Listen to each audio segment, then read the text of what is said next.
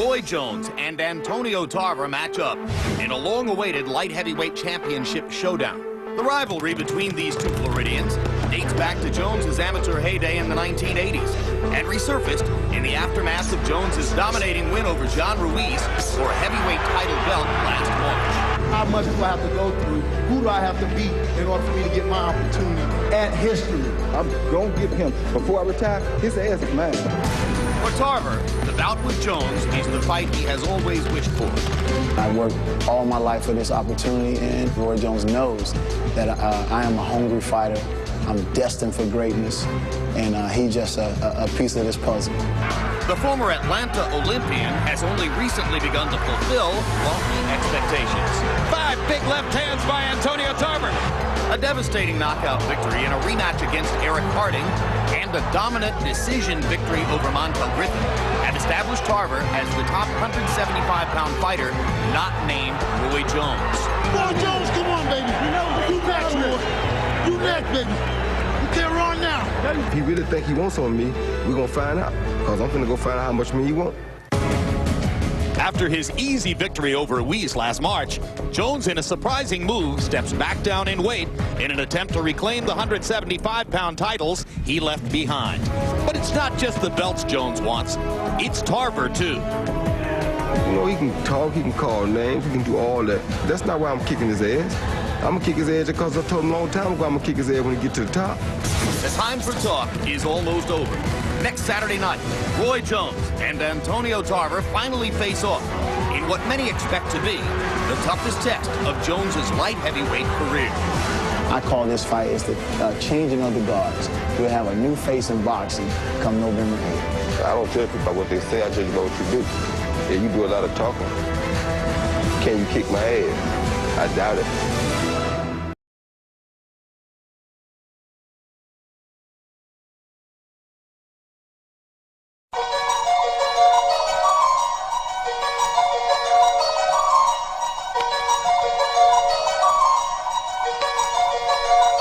Perfect, perfect, perfect, perfect, perfect. I was going to rip his heart out. I'm the best ever. I'm the most brutal and vicious and most ruthless champion there's ever been. There's no one can stop me. Lynx is a conqueror. No, I'm Alexander. He's no Alexander. I'm the best ever. There's never been anybody as ruthless. I'm Sonny Liston. I'm Jack Dempsey. There's no one like me. I'm from Nairclaw. There's no one that can match me.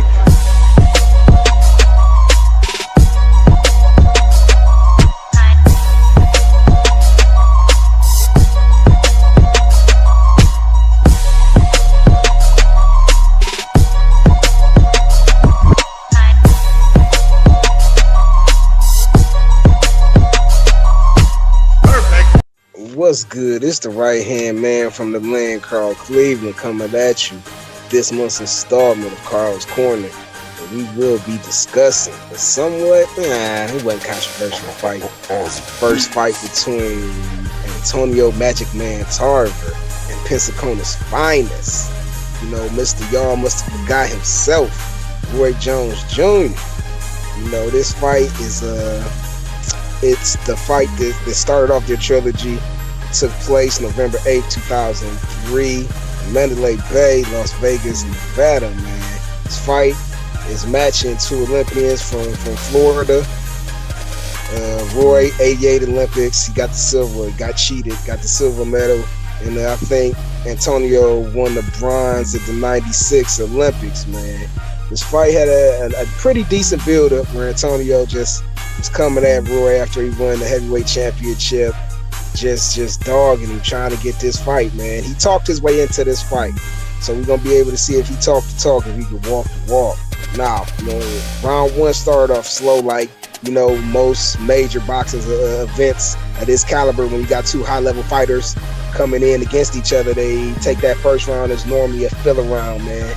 Pawing at the jab, lots of feints, trying to see what the other guy's going to do if they do something. So this round was real slow, man, but started picking up. You know, Roy started throwing straights and jabs to the body. Then Tarver got stuck at that shit and started returning fire to the body. You know, round was kind of slow, and honestly, Tarver won it in the last 30 seconds because for some reason, Roy backed himself up to the ropes. Tarver got off. You know, some of the decent looking shots, some of the shots just making the crowd go, ooh, ooh, ooh. You know, fanfare them. People let that shit still round. So that's essentially what Tarver did the first round, man. Round 2, Roy starts going to the body. And of course, Tarver answers, starting to look like Tarver's length and his height are affecting Roy. Roy is moving in the wrong direction when you fighting a southpaw. I believe he was moving to the right after he was throwing shots when he should have been moving to the left. He could potentially walk himself into a big left hand by Tarver, but you know, Roy was getting away with it because of his athleticism. He did things that were technically sound, but because he was so gifted, he could do it, man. So kids, don't try that shit at home. But once again, this was another slow round, pretty much into the last minute, and Tarver walks Roy to the ropes, or Roy backed himself to the ropes, because he did that a lot in this fight. And Tarver started to unload. Tarver catches Roy, and Roy acts as if he's unfazed. The shots landed, but it wasn't nothing too major. But once again, Roy let Tarver steal the round in the last 30 seconds, man. All right, Roy threw a round 3, excuse me. Tarver caught Roy with a good left hook.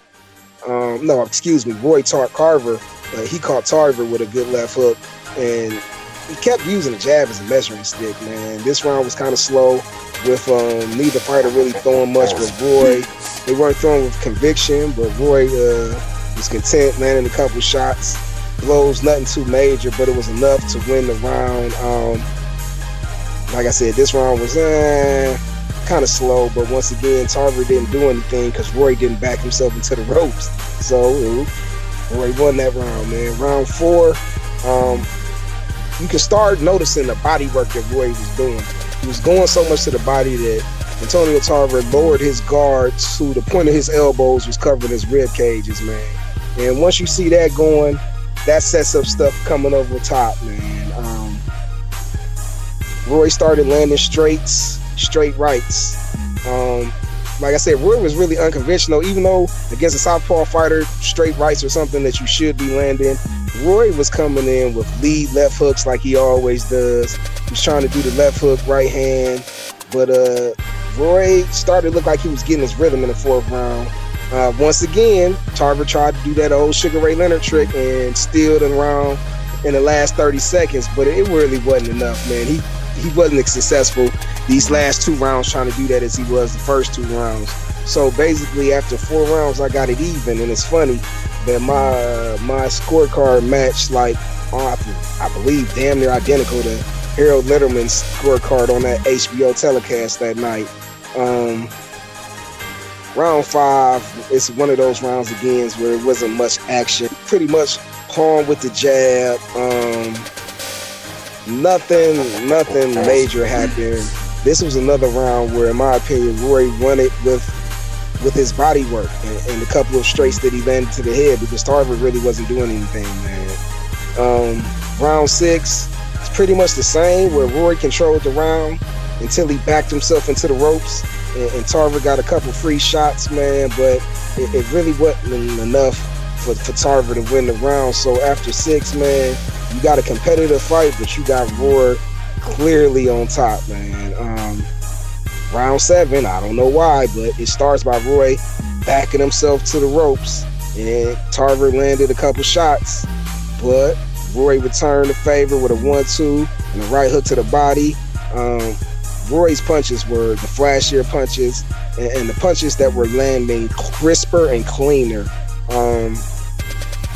This round, Tarver was busier because Roy spent most of the time on the ropes, but Tarver really wasn't landing, man. It's not looking good for Tarver right now, man. Then Roy does something inexplicable. He basically took the round off in round 8. He ran around the ring. He laid on the ropes. He basically let Tarver tee off.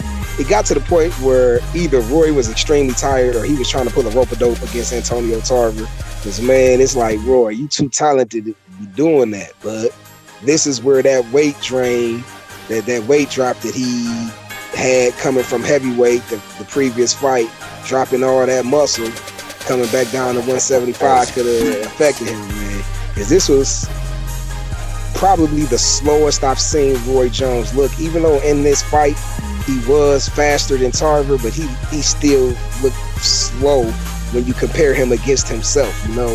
So round 8 was a Tarver round because Roy took it off, man. Round 9, Roy starts moving again, going back to work to the body.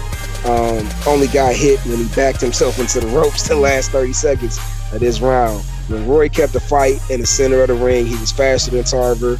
He used his reflexes. He was able to land shots to the body, straight rights to the head, left hooks, and Tarver really couldn't do anything with him, man.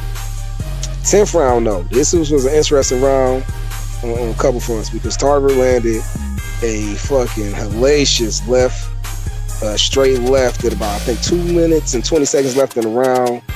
And you thinking that maybe he could finish Roy because Roy was buzzed. But Tarver, man, he basically let Roy regain the damn reins of the fight, control the round, and Roy did it basically by going back to the body, man. This fight, I saw a lot of body work from Roy Jones that I had not seen in the previous fights, man. And it was a thing of beauty, man. Round 11 and 12, I'm gonna lump them together. Pretty much the same thing. Well, no, I can't say that. Because round 12 was action-packed. Round 11, Roy pretty much controlled it, and Tarver tried to steal the round in the last 30 seconds again. That old Sugar Ray Leonard trick, but it really wasn't working this fight because the first couple rounds were close enough for him to do that, where it wasn't much action, and if one guy didn't land a clear more amount of shots, that he could steal the round doing that. He just fell into a habit of just not throwing punches and letting Roy get off when they was in the center of the ring, man. Round 12, though, Buddy McGirt at the beginning of the round, while he was in the corner, told him, like, look, man, you need this fight. You need this round, brother. And this is the only thing that I feel like Buddy McGirt did him a disservice because Buddy should have been telling him, you need to knock out, bro. Like, yeah, it's a nice compared to the fight, but you lose. Roy's the person that's getting off first. He's getting off crisper. He's getting off faster. The only time you connecting with him is when he's letting you by going back to the ropes, bro. You need at least a knockdown. That's the only issue that I got with Buddy McGirt with his instructions that he gave Antonio Tarver. But Antonio came out and he started off the round slow, like he wasn't listening. Then about halfway through the round, about a minute into the round, Tarver started picking up, and it was a round and started going back and forth, man. It was one of those rounds where it's like, I wish the whole fight was like that, but you understand that these high-level fights is not always going to be all action-packed. This was a round where Tarver landed some good shots, Roy landed some good shots, but to me, once again, it was clear that Roy was the winner, man. And then, let's go to this decision. One judge had it a draw, which the crowd booed the hell out of. And the other two judges, one had it 117, 111, 116, 112 for the winner.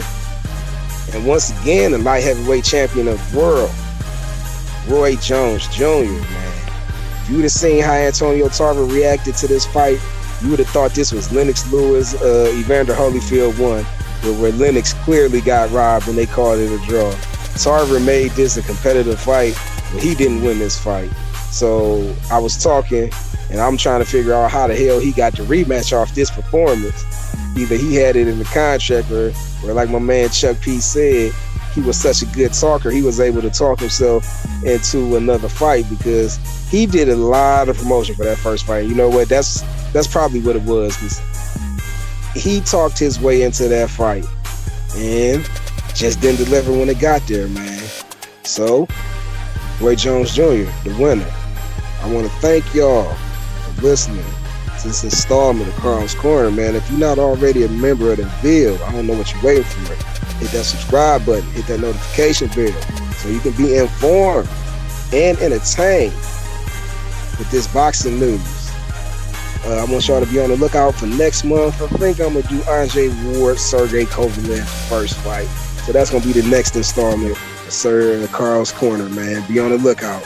All right? Appreciate it. One.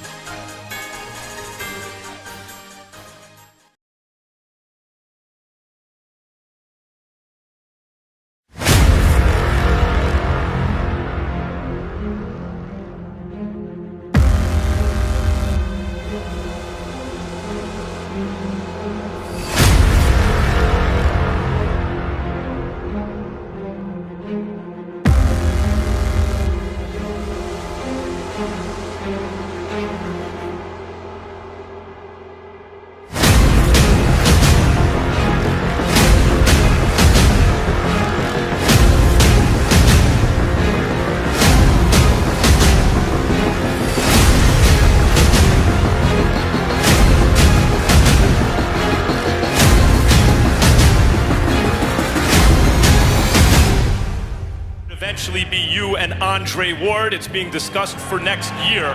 What are your thoughts about fighting Andre Ward in the next couple of fights? Max, I can't repeat. I'm ready for any fight, any fights, any opponent. It's boxing, it's sport. And if fans want to see this fight, and promoters will make this fight, I'll be happy.